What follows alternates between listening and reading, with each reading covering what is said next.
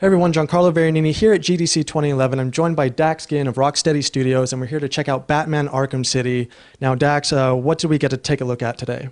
Today we're taking a look at the first chapter of Batman Arkham City. This is a huge new development project for Rocksteady Studios. We've taken the action out of Arkham Asylum. This time we're going to the streets of Gotham City. So the whole place is overrun by criminals and thugs on the streets of Gotham. So for us it's a big new game world, it's a big new project. I think people are going to be really excited about what they're seeing.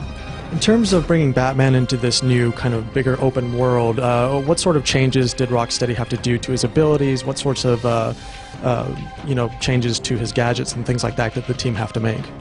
It changed everything. The experience that we created in Arkham Asylum was very intense, very atmospheric, but pretty internal. It was hallways, it was corridors, it was rooms. Going out on the streets of Gotham really fundamentally shifts everything for Batman. So his navigation, you can obviously see moving around an interior versus gliding between buildings within Gotham. We had to overhaul every aspect of his movement. That affects his gadgetry, his combat, storytelling. We really put everything on the table and had to ask ourselves right from the beginning, does any of this make sense anymore? Some of it was ripe for evolution into Arkham City, and some things we just have to build from scratch all over. And in terms of when players do go explore, what's sort of the ways they can get around if they want to get around Arkham City? The focus for us was making Batman, the Caped Crusader, the navigation system that he has built into him, just with his cape and with his pace.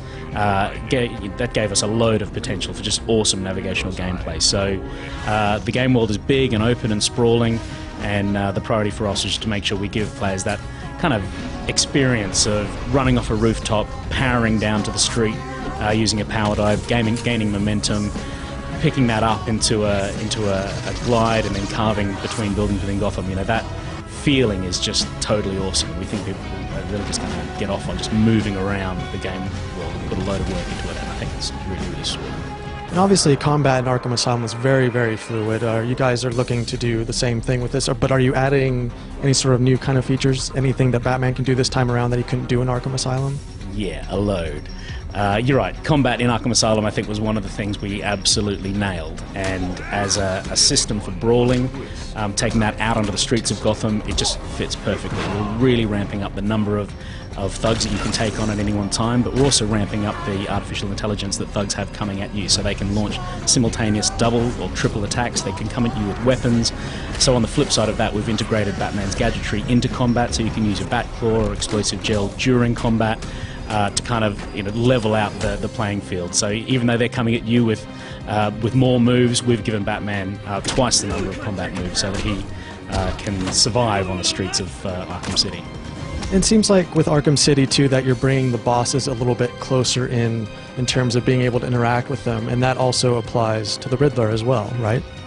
Yeah, our attitude towards all of the villains within Arkham City is to really think about what they would do in a place like this.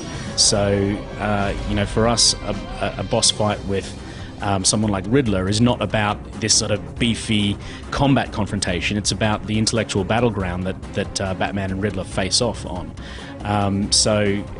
Gamers can expect that experience to really shift depending on the villains that Batman's facing at any particular time. So what are we looking at in terms of platforms and release dates? Batman Arkham City coming out this fall on PC, PS3 and Xbox 360. Awesome, thank you so much for joining us. Thank you. Stay tuned at GameSpot.com for more on Batman Arkham City. Nice of you to say, but you of all people should know there's plenty wrong with me.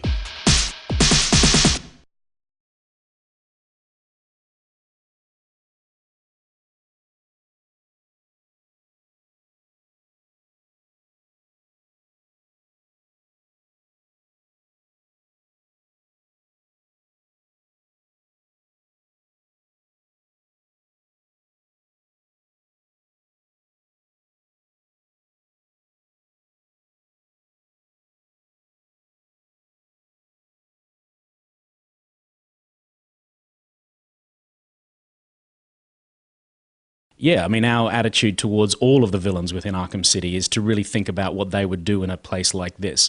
For us, a boss fight is not about this sort of beefy combat confrontation. It's about the intellectual battleground. Gamers can expect that experience to really shift depending on the villains that Batman's facing at any particular time.